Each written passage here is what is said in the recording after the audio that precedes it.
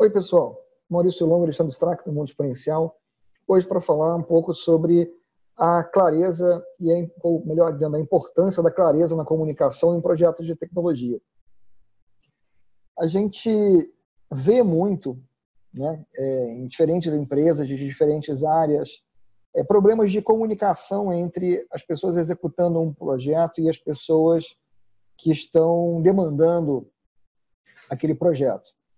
Esse tipo de problema de comunicação ele é normalmente derivado de não haver um entendimento comum do problema e da solução proposta para aquele problema. Então, às vezes, é mais no início, o entendimento do problema não está bem comunicado entre as partes, às vezes é um pouco mais à frente na comunicação sobre a solução. Mas é algo que atrapalha muito a entrega de projetos que são considerados bem-sucedidos, né, Alexandre? Exatamente. E isso independe do fato de você estar utilizando metodologias ágeis para fazer desenvolvimento ou não.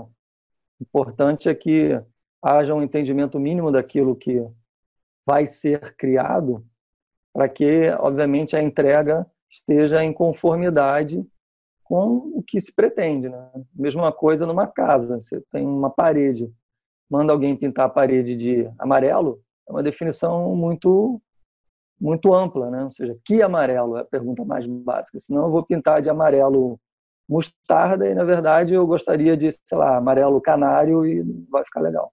Então, isso vale para qualquer coisa e vale, obviamente, para quando você desenvolve soluções tecnológicas.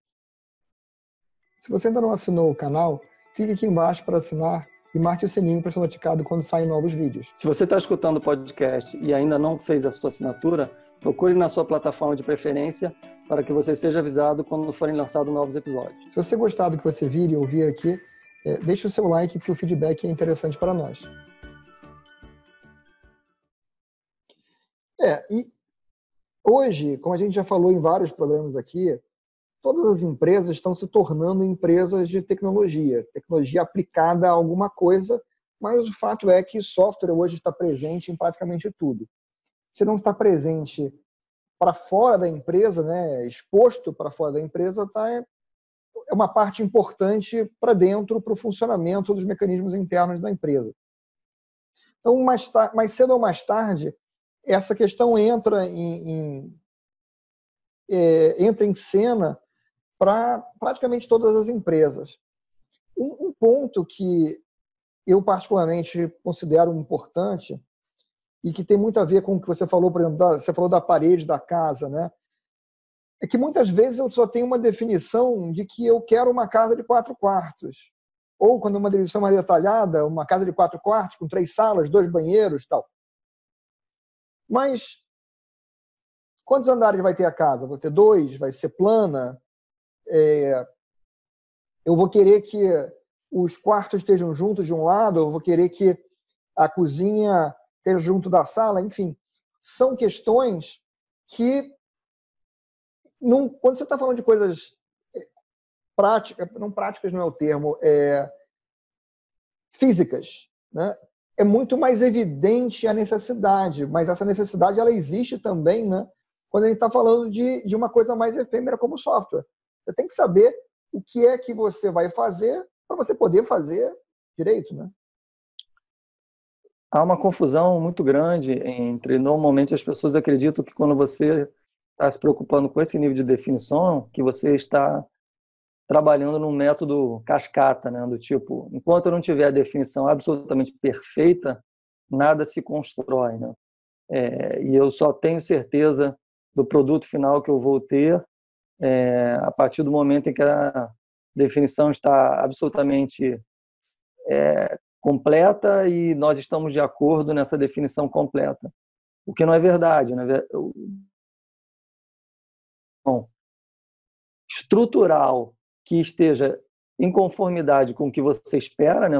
Como você citou o exemplo da casa, você vai fazer uma definição do tipo, eu preciso de uma casa de 4 quartos, sei lá, 2 salas, 3 banheiros, 4 banheiros, uma cozinha, sei lá, varanda, e etc. E que seja uma casa horizontal. Ou seja, a partir daí, quem vai começar a construir essa casa, já consegue fazer um desenho de como seria uma casa plana, com 4 quartos, 2 salas e tal. Isso não significa que o desenho inicial vai ser o desenho perfeito, mas é por isso que precisa ser feito um desenho inicial para que você tenha um entendimento daquilo que vai ser construído. Senão o cara coloca salas no meio, um quarto aqui, outro quarto aqui, uma cozinha num lugar que não faz sentido. Você fala, cara, isso não é uma casa. Eu falo, não, isso é uma casa.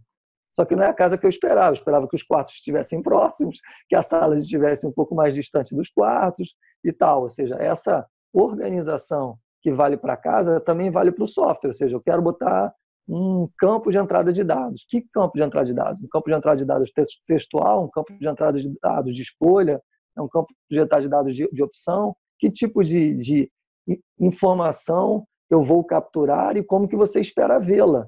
Se depois isso pode ser mudado na parte final, ao invés de ser um campo de escolha redondinho, ser quadradinho, ou ser, sei lá, qualquer outro tipo de design, o interessante é que você já vai saber como é que aquela informação vai ser capturada e que tipo de captura ela vai ter e aonde que ela vai aparecer na hierarquia lá da apresentação do seu software.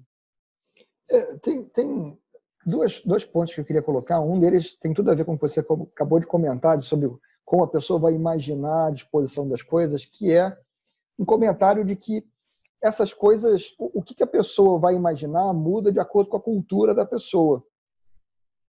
Porque tudo que você faz na vida é influenciado pelas suas experiências. Então, se você for olhar uma planta de uma casa na Austrália, é totalmente diferente de uma planta de uma casa brasileira. No Brasil, é normal você ter uma cozinha próximo a uma sala e um corredor com quartos, uma área mais reservada, vamos dizer assim.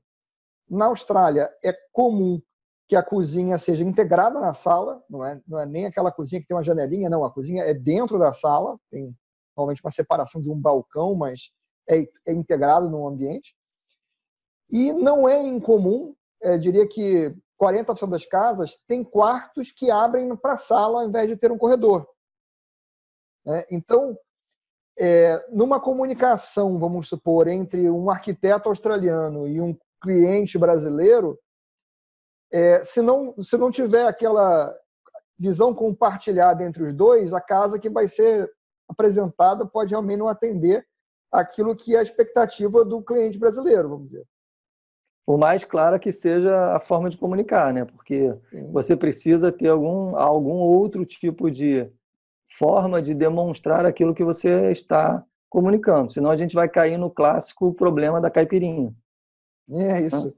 O clássico problema da caipirinha, para quem está nos vendo e não conhece, prepare uma caipirinha. A tendência é a pessoa falar, pega pilão, limão, açúcar tal, e prepara a caipirinha bebida. Mas a caipirinha que eu estava imaginando era vestir uma menina de caipira. Então, para festa junina, exatamente. Então, ou seja, é a mesma palavra, quer dizer absolutamente a mesma coisa, e eu estou imaginando uma coisa e você está imaginando outra.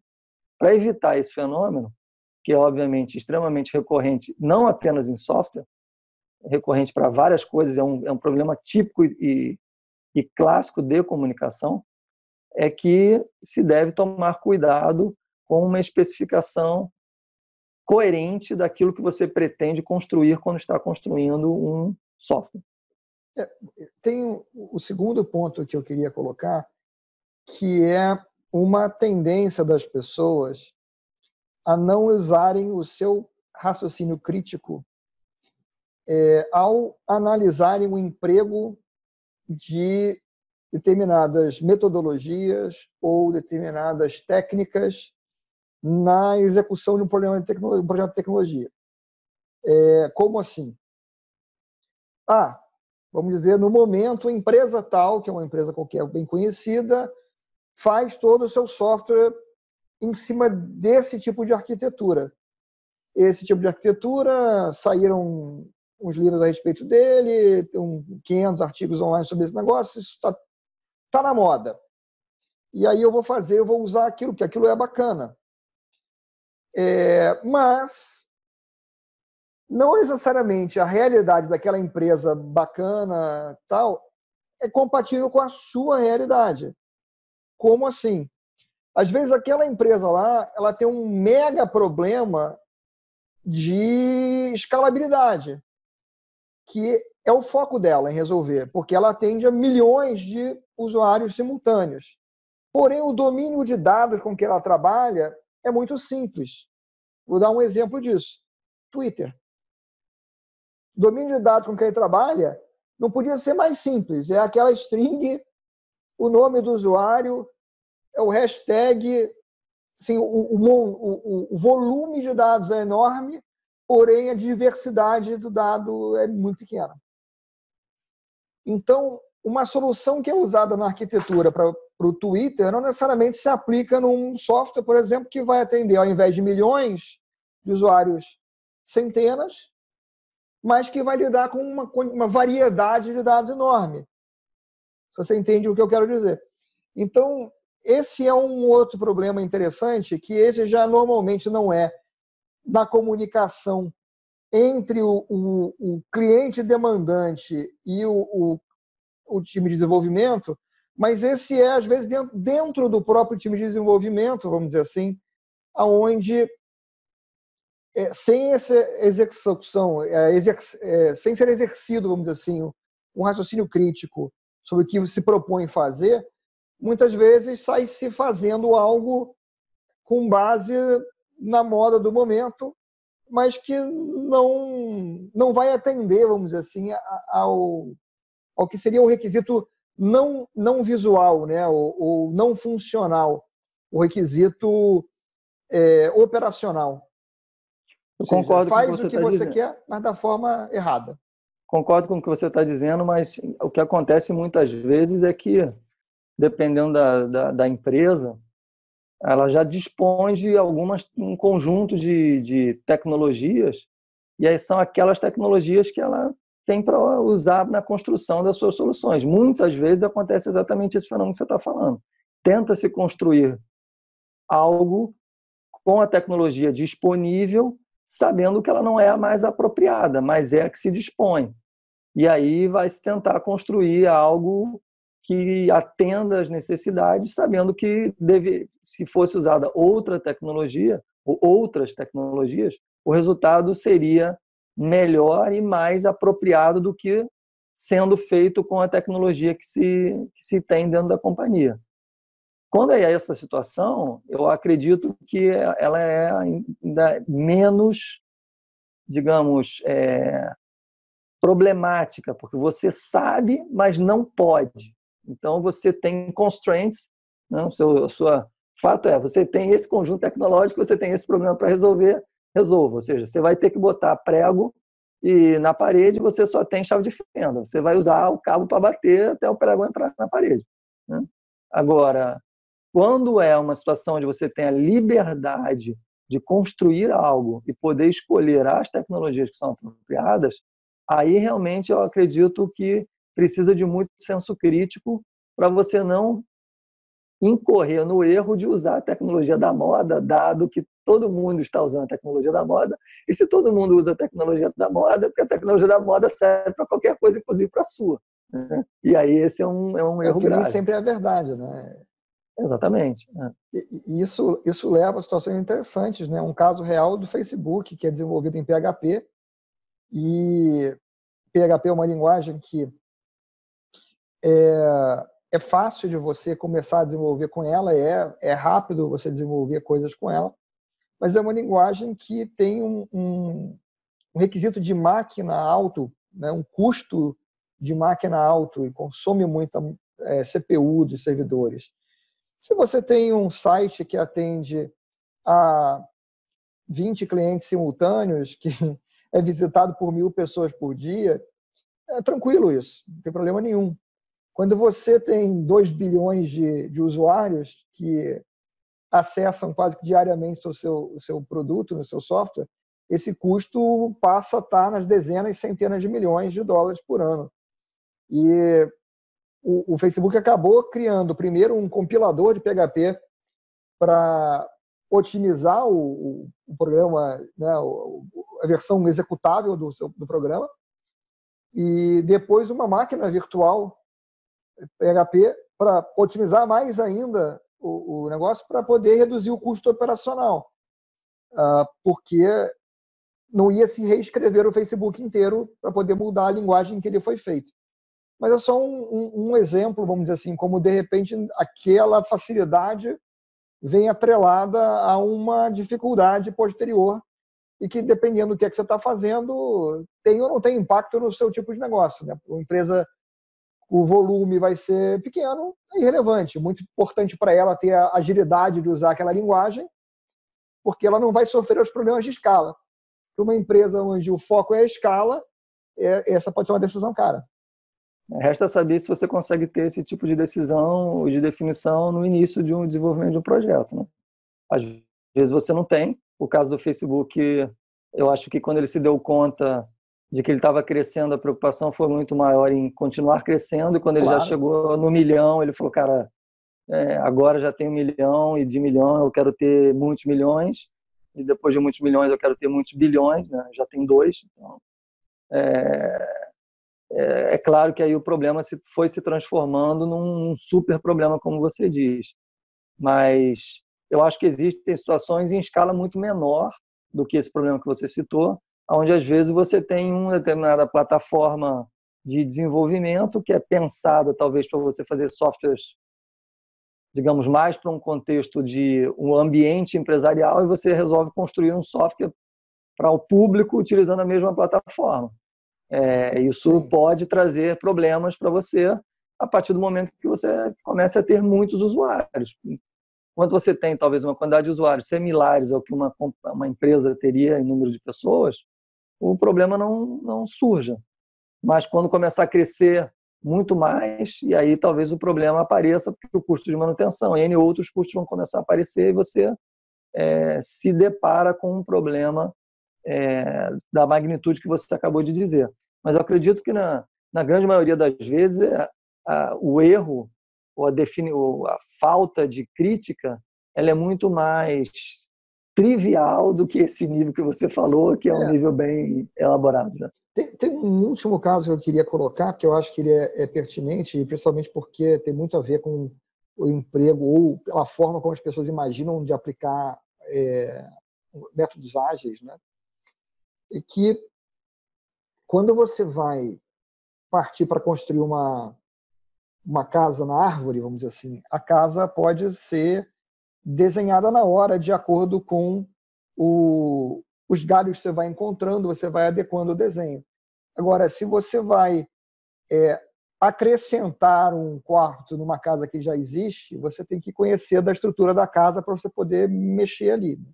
Então, é só ter também, de novo, a reflexão de que diferentes cenários exigem diferentes níveis de preparação, né?